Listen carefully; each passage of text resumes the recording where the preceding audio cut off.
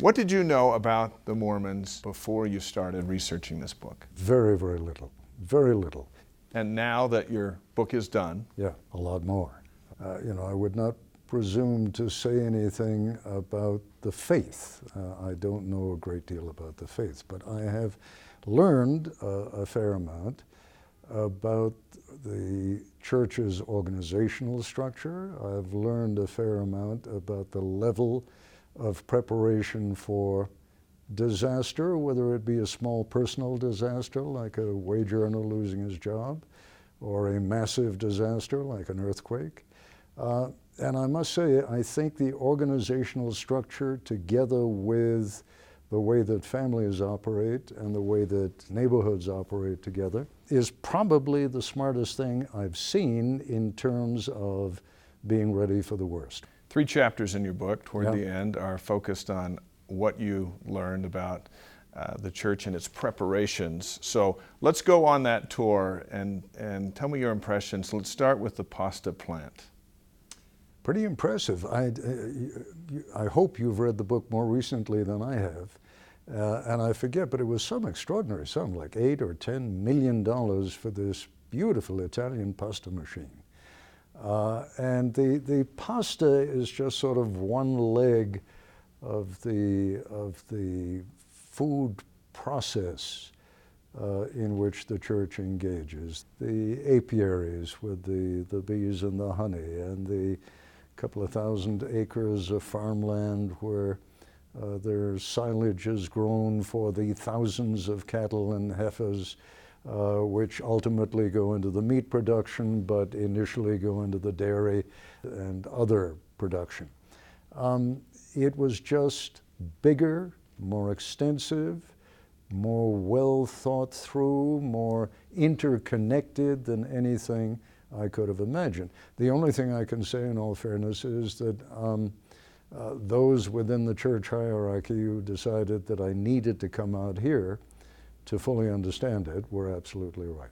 What can the federal government learn from how the LDS Church institutes welfare? I think what the federal government needs to learn from the church is that a top to bottom and bottom up organization to deal with however large a crisis may be becomes almost essential.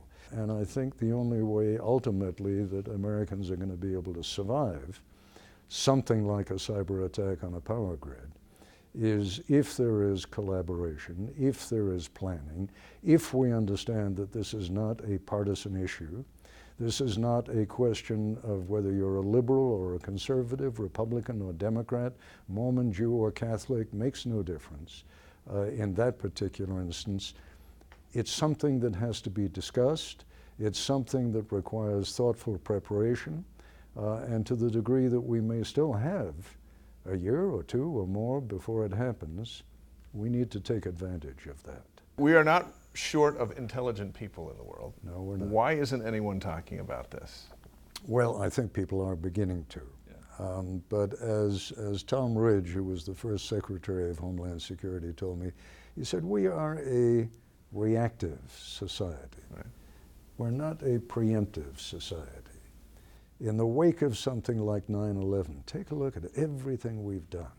All the lives expended, all the money expended, 7,000 or 8,000 soldiers, men and women, killed, hundreds of thousands of people, Iraqis and Americans terribly wounded, $3 trillion expended.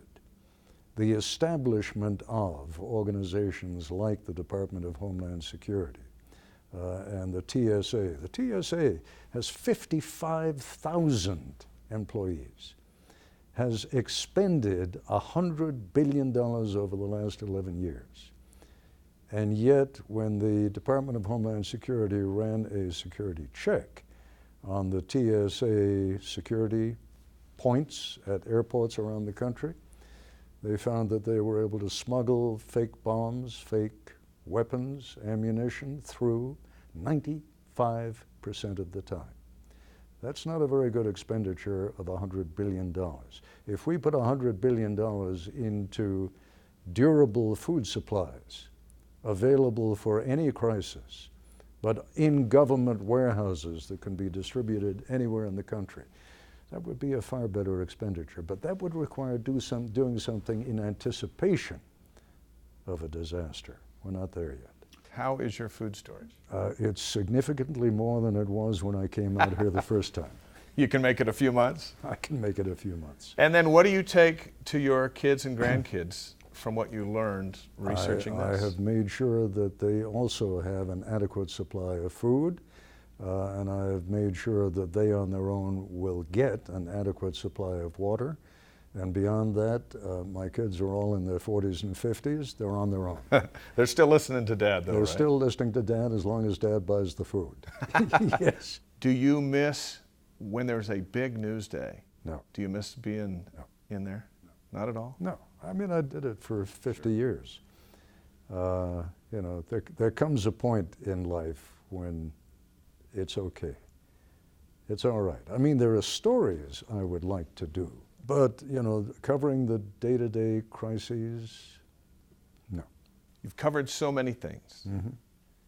The one moment in your career where you just sat there and thought, how is Ted Koppel sitting right here? When the Soviet Empire ended, I was sitting in Mikhail Gorbachev's office in the Kremlin, across the desk from him as he was saying goodbye to George H.W. Bush. I was there in his office when the Soviet flag came down over the Kremlin, presumably for the last time, and the Russian flag went up. And the notion, what am I doing here, certainly crossed my mind. That was a great moment.